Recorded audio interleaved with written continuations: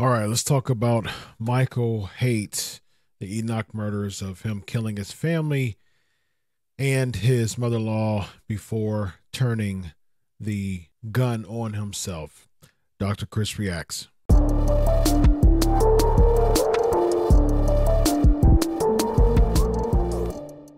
right, this is from the Deseret News. This is discussing the Enoch murder-suicide. I'm Not Safe With You. The home video shows a pattern of control and manipulation hours before this suicide.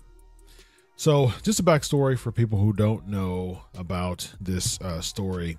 On January 3rd, Michael Haight told his children he loved them. The next day, they could go all sledding and went over some specifics of his impending divorce with his wife, Tasha Haight. So next morning, unfortunately, Haight shot and killed his entire family before turning the gun on himself. Newly released video footage obtained by the Deseret News through a public records request Monday gives a window into Haight's home and Michael's controlling, manipulative behavior just hours before the murder-suicide. The Utah Domestic Violence Coalition was in the process of reviewing the videos Monday and could not comment at the time of publication. Public and private officials are trying to determine what, if anything, could have been done to prevent the tragedy that occurred. Even there, it's unfortunate, and it's easy to say what could have been done to prevent it. Now, there's different things for sure. We'll talk about that in a moment as far as just things that could have been done, and especially from a standpoint of domestic violence. I mean, there's definitely things that could be done with these situations. Coulda, shoulda, woulda.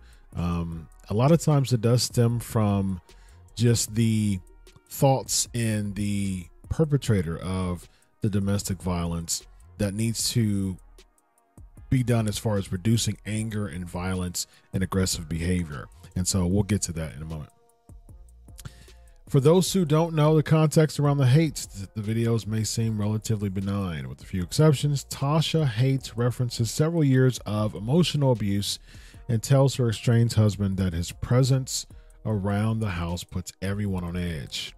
It's unclear why Michael Haight recorded the videos, and we'll see the videos in a moment. In at least one, he tells Tasha that he is recording. Others appear to be secretly filmed with his phone in his lap or in a pocket. Now, telling him that, him telling Tasha that he is recording, that's not abnormal, especially from a domestic violence standpoint. Now, in many cases, when it comes to how the male acts in domestic violence cases, especially specifically if he is the perpetrator, he gets into a form of victimization because it's about ego and it's about reputation for a lot of perpetrators when it comes to domestic violence. So a lot of times the reason why the woman stays is because he starts to do one of two things, actually a few options, but namely he starts to either aggressively hold her as if there's no other way out. That's the reason why a lot of women get threatened if they tell anybody that they will lose their life. And especially if the woman has kids, the woman doesn't want to lose her life, and the kids will either be with him or she's not, sure where the kids are going to be. So that locks her in a lot, unfortunately. And another thing is he is able to just be super nice and kind to other people and just be an absolute monster in the house, because that is actually the space where he's really showing himself the most, specifically within domestic violence cases. He tends to just rage out and show his anger and aggression toward his wife. Unfortunately, that's the reason why it is just essential for men to get therapy. Just do it! And to really have those emotional outlets and not suppress. I tell this to my clients all the time. Suppression leads to either aggression or oppression, and both of those are regression. Meaning, if specifically with a man, with a man, oftentimes, toughen up, buttercup. I'm not going to discuss my feelings. Discussing your feelings are a sign of weakness. So that suppression leads to basically that bursting out the seams, especially if you keep suppressing, it just bursts out the seams. And that's where intimate partner violence come in a lot. That's where intermittent explosive disorder comes in a lot when it comes to expressing that anger in ways that are super unhealthy, instead of just situationally expressing those anger, those moments of anger or frustration, especially from a therapeutic standpoint, where you can get interventions, where you get strategies to be able to handle those feelings better. But unfortunately, a lot of men don't do that, and they start to exert their anger on their spouse, and things like this happen. And so I'm not sure, as far as Michael's concerned, what stemmed just the domestic violence from a historical standpoint. I know that we know the information as far as, like, there's been years of aggressive behavior, even violent, specifically from a verbal standpoint. Tasha wanted freedom from that aggressive behavior. Basically, there was a power struggle that Michael was having, seemingly in his mind, that he had basically Tasha in his grips, and then he was losing the grips. That means that his ego's, inflated. That means that the power struggle is starting to favor her. So that's typically, in many cases, it gets to a point of desperation. It gets to a point of not really caring anymore as far as just the situation with Tasha. Tasha becomes more of an enemy, becomes more of a foe, becomes more of an object that needs to be terminated because my power is losing control in this particular situation.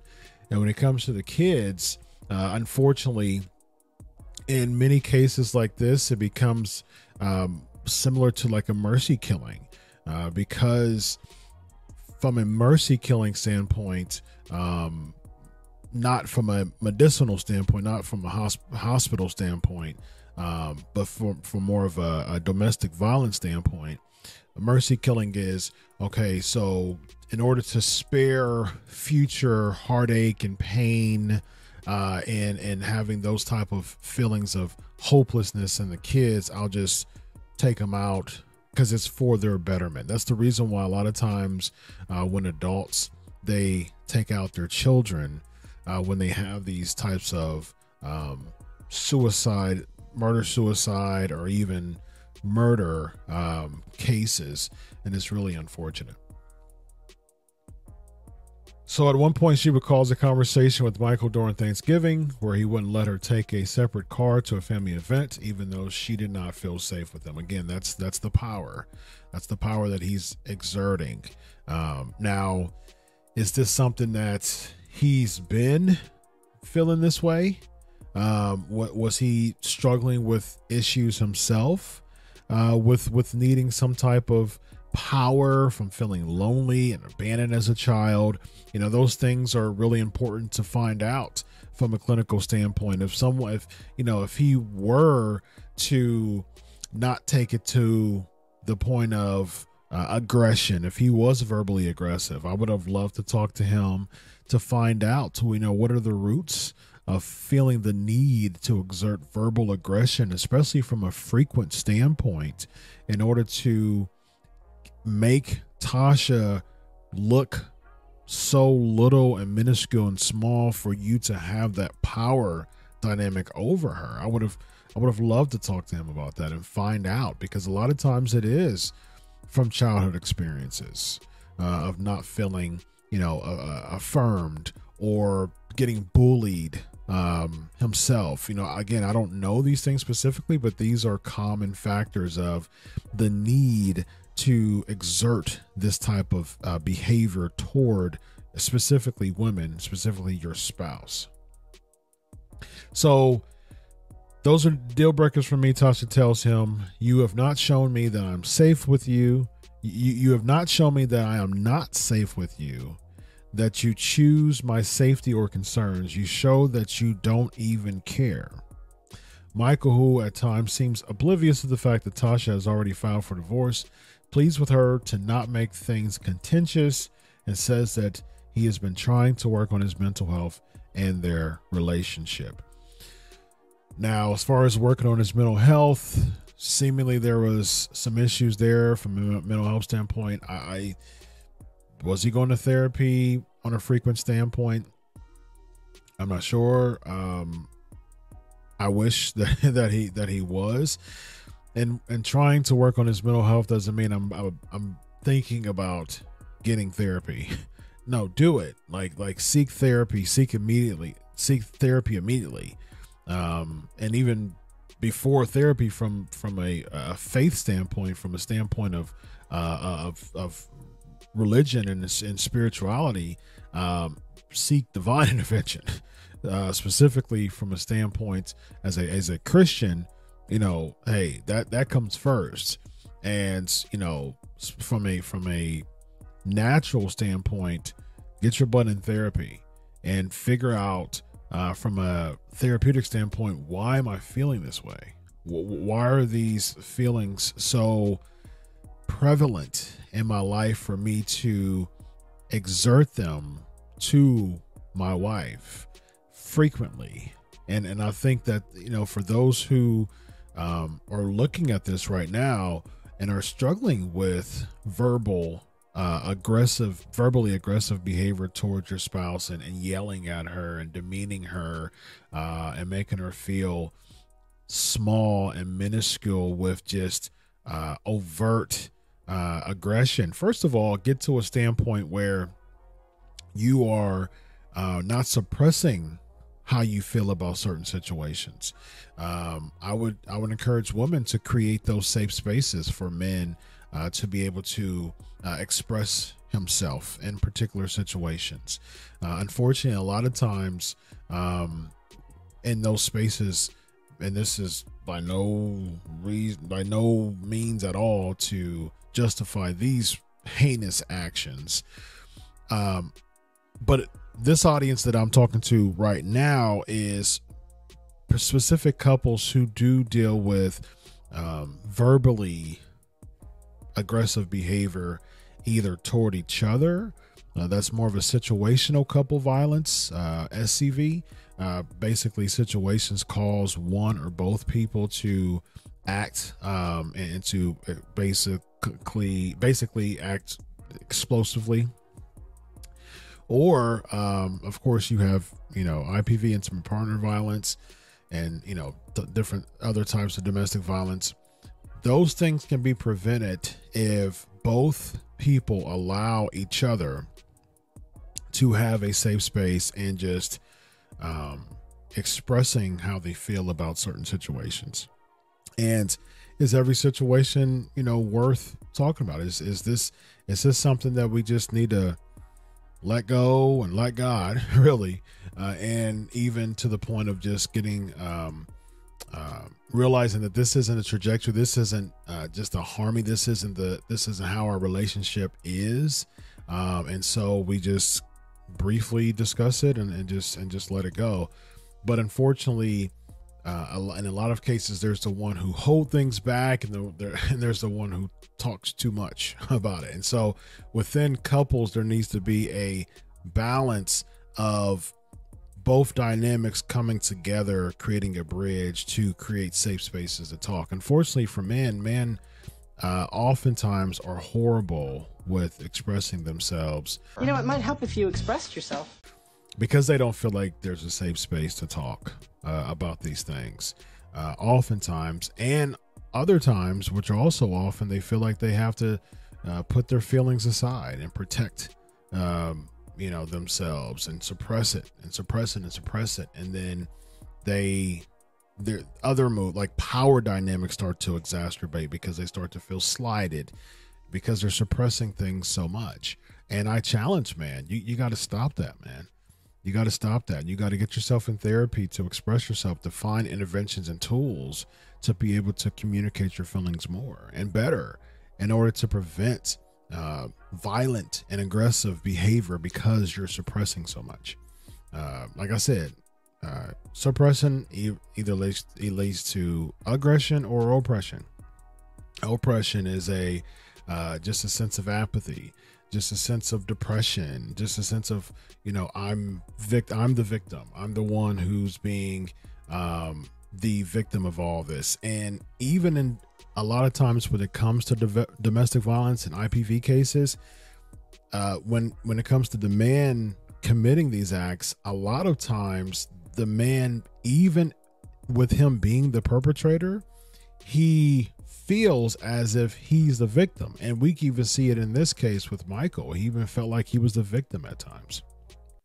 Hey, by the way, look, if you like what you hear, if you like these analyses from a standpoint of a forensic psychologist, hey, go ahead and hit that like button, share this video, and subscribe to the channel for more videos like the one you see right now. All right, so before we get to the video and the recordings, just a little bit of more details into this here. So instead, he is at times tearful in an attempt to elicit sympathy from Tasha, just like I said here.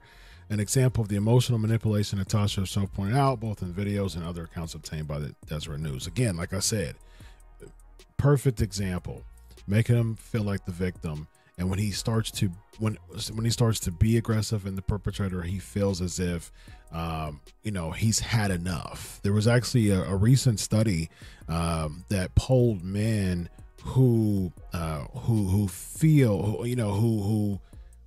expressed the reason why they act aggressively toward in relationships and either think about or wanting to commit or actually unfortunately commit any type of aggressive behavior within domestic relationships. A third of them said because they just had enough. They feel like they've had enough. Another one of the biggest, over 27%, talked about stress. Stress was a really big one too.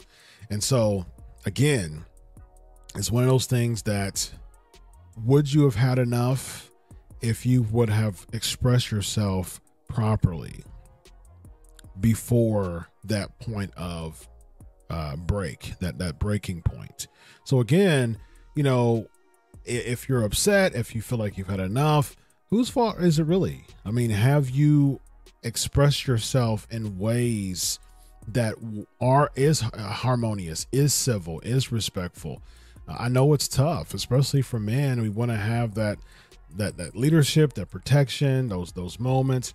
And of course, nobody bats 1,000, but are you doing some cognitive behavior strategies such as journaling or even audio journaling, or just really getting those feelings out?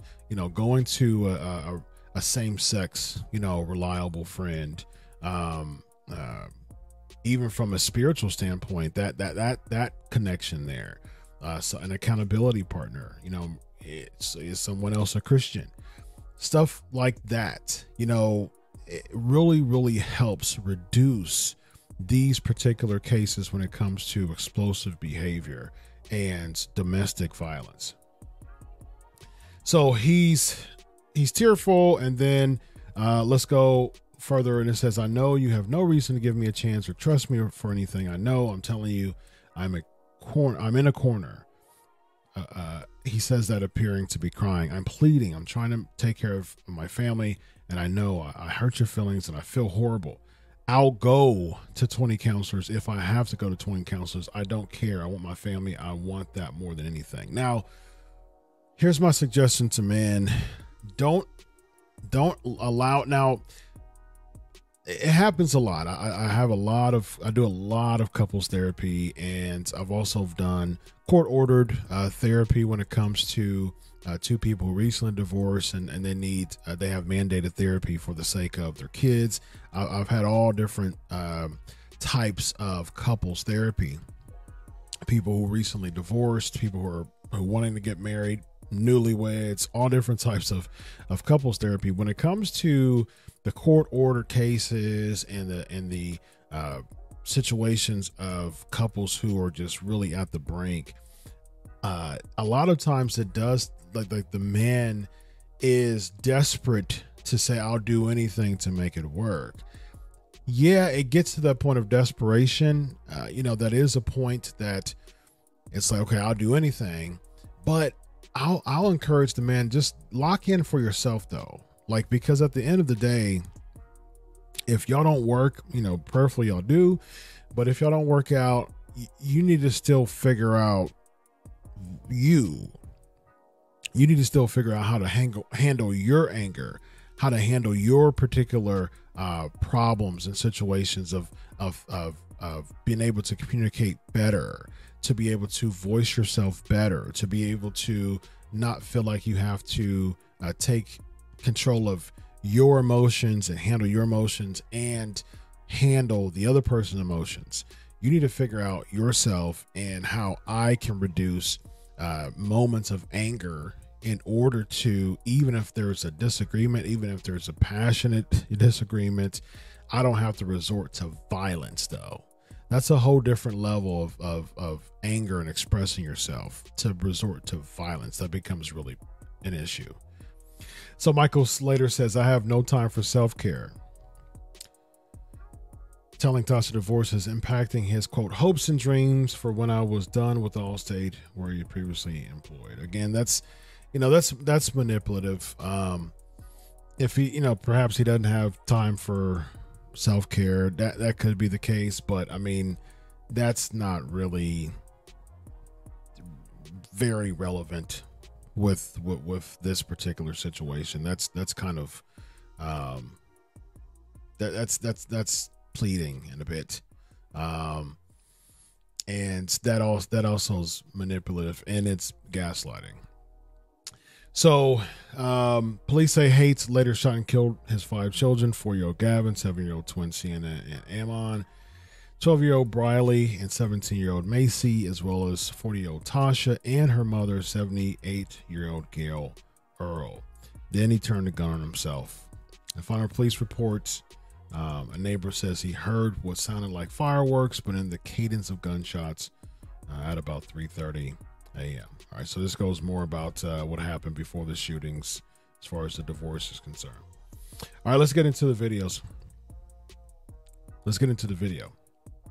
Here we go. Want me to play with you, but can I give you a big hug? No? How about tickles? Making plans with his children. Well, we can go to the mountains maybe tomorrow or the next day. Hours before police say Michael Haight shot and killed his mother-in-law, Gail Earl, his wife, Tasha. Do you need my help? You 3 go in together. And all 5 of their children. Yeah. Come here. Making several secret recordings, Michael first brings up concerns over how much child support he'll have to pay and why he won't move out of the house. Yeah, I mean, the child support situation, unfortunately, that is oftentimes another reason why a man feels desperate and feels like there's nothing else, and taking everybody out is best for everybody. That's the warped thinking that oftentimes does create this dynamic when it comes to why someone decides to do a murder suicide. Just there's no hope for nothing. I'm completely lost out of all this. The kids will do better. If I'm gone, the kids will be better because they don't have to deal with the heartache and pain of me leaving. And then the child support situation is just another way in their minds of I've completely lost it all. I'm just losing it, and there's no reason to live again. And unfortunately, the power dynamic is if I'm not going to live, she's not going to live either. And then if I take her out, the kids are going to grieve, and I might as well take them out as well. A lot of times that's the motive when it comes to mercy killings. Makes it look like you're abandoning your family. See? And so that can be an argument used against a parent that leaves. That's his trying to present his case of why he should be the one who has primary custodial rights, or even her wanting to leave and, him losing his power, that could be a manipulative tool to try to once again, because it seems like he's been doing this for a while, once again bring her back in the fold. Tasha telling him if he refuses to move out, she will be forced to go through the legal system. I'm a little curious why you're so wanting me so aggressively to move out of here too, and not let the system play out, and why you're feeling like you have to get some motion to remove me from. Because according to the documents and the reports, you've been doing this for a long time as far as just being, verbally aggressive and violent towards her. So she's finally gaining some freedom. She finally sees a way out of this. And so she doesn't want to deal with it anymore. Our kids have mentioned, especially our older two, have mentioned that when you're here, it is more tense. In 2020, Macy told Enoch Police and DCFS her father, Michael, was abusive. Michael denied everything. And Tasha did not think criminal charges were appropriate, but did say she hoped this would be a wake-up call for Michael. No charges were filed. DCFS stating there was insufficient evidence of abuse. I know that right now they're kind of taking your side. DCFS is called 2 more times. The latest report filed 28 days before their deaths, but police were never contacted. Trying to help provide and trying to be a good husband for you. And I'm sorry I have fallen short in ways. Is it genuine? Is it not? There could be an argument on both ends. People could say it's not genuine because it's just his way as someone who's a violent manipulator to continue to bring her and keep her in. And so this last ditch cry for help, plea, I'll seek 20 counselors, is I am losing my grip on this power dynamic here. And she is starting to win, so to speak, in this case of, his ego versus, her sanity. And she's starting to win here. So let me just figure out some way to keep her in the fold by emotionally pulling her back. And she, maybe if I tell her that I'll be a good husband, I'll seek these counselors, I'll do anything you want, that is like, okay, now she's back in the fold and I'm going to go back to resuming my aggressive behavior. Or maybe it's a wake-up call for him. Maybe he realized that, she is leaving and I need to get my stuff together. Unfortunately, it's typically the former when it comes to particular cases like this, of someone who does still want that power dynamic and is trying to manipulate the person emotionally to come back into the fold. According to police documents, DCFS had planned on following up with Tasha on January 5th. Enoch City Police Department. One day after, police found their bodies. You do need help. I hope you can get it. I want you to. I got it. I've told you. I deserve to be treated so much better. In police interviews, friends said Tasha was so proud of finally having the courage to stand up to Michael. I cannot continue to tolerate the way you have treated me. Her children saying they were looking forward to having some peace at home. I'm done. Without Michael. You have shut those down every time. So I don't have a voice, Mike. I don't have a voice. I will have freedom now. Now, a lot of those times, in these particular cases, the spouse who has been victimized by so much of physical, verbal aggression, they do feel a sense of freedom. They do feel like, man, I finally see some type of crack that I can get out and push the door more. It's really tough in these particular cases because does the aggressor really want to change? Is he willing, or she sometimes willing, to seek the help that he or she needs, particular in this case, he needs, in order to see and exert and express himself and exhibit himself in a way that there is a radical transformation, that he is really working on himself. You have to understand from the reports, there's been years upon years upon years of this type of behavior to her, and she's tired of it, especially when she's at home and the kids are experiencing this as well. So for the sake of her and for the sake of her kids, you know, there was going to be freedom.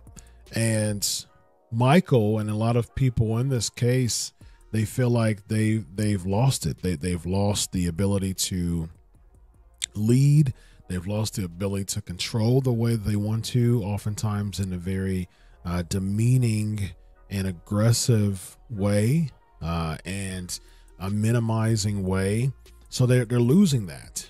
They're losing that. And they don't want to deal with those issues that they have, which I would say in a lot of cases, even the case that I've dealt with, that what we see here, the violent and aggressive behavior, this was this person way before the marriage occurred, that needed to deal with certain behaviors. Now, could the marriage exacerbate those feelings? Yes. That's the reason why marriages should really work on the communication, because oftentimes in marriage, you absolutely see the worst part of your spouse, and it does exacerbate behaviors that should be dealt with or previously was dealt with, that's came back. I mean, marriage can be tough, but at the same time, you know, there needs to be some type of trend line that this person is getting better. You can't just do some last ditch effort and say, I'll get better, and I've been dealing with this for a long time. You know, couples therapy is something that I really, really strongly recommend for this type of situation, or particular situations where there's just like a plea for one of the persons in the marriage to just say, I'm done. I can't do this anymore. And so, yeah, it does get really tough dealing with that from a verbal or physical, especially physical violence. Is just, you know, it's oftentimes that light, and it's just like, I gotta go, you know, I can't deal with this anymore. Verbal can be more manipulative as far as staying in the marriage.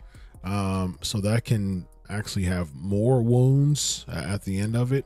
But the aggressor, just for the sake of the kids, you know, Michael should have, you know, especially the sake of the marriage for sure, but at the very least, the sake of the kids, got himself together from a behavioral standpoint and not make even the kids feel tense. Now, that's a whole different level of you needing to get your behavior together for the sake of your family. So unfortunately, we saw the murder-suicide case with Michael Haight, and it's one of those things that, you know, this was a really, really tragic case. And for those who are dealing with any type of intimate partner violence or domestic violence right now, I just pray that you call domestic violence hotlines, you call a friend, you voice your concerns with people. You don't keep it in. You say, I don't feel safe. You let people know that I don't feel safe here. A lot of times when you go to, you know, medical facilities and you get checkups, or you go to emergency room, or you have to get anything done, they'll ask if you feel safe in the home. Don't say yes if you don't mean yes. And have a situation, have a communication where you both feel safe with expressing yourselves. People have disagreements all the time, but do you feel safe with expressing those disagreements, or are you suppressing it so much that the little bitty small things become big things, and it just becomes a power dynamic at that point, that you wanting to gain control over your partner, over your spouse? So prayers to the families of these victims. And I just pray that people who are dealing with signs of this just really seek help fast. It's not okay that you're going through this. Call domestic violence hotlines, call friends, call pastor, call people you're close to, and voice the fact that you don't feel safe in the home. That's very, very important, because then you'll start to feel empowered and people are encouraging you to speak up more. Because a lot of times people are too afraid to speak up, like I said before, because they are threatened, that their lives will be taken if they say something or do something or, act differently. So tell other people. Hey, if you enjoy these videos from a standpoint of a forensic psychologist analyzing these cases, be sure to like, share, subscribe, and leave a comment below. Boost up those numbers. I really, really appreciate your support. God bless.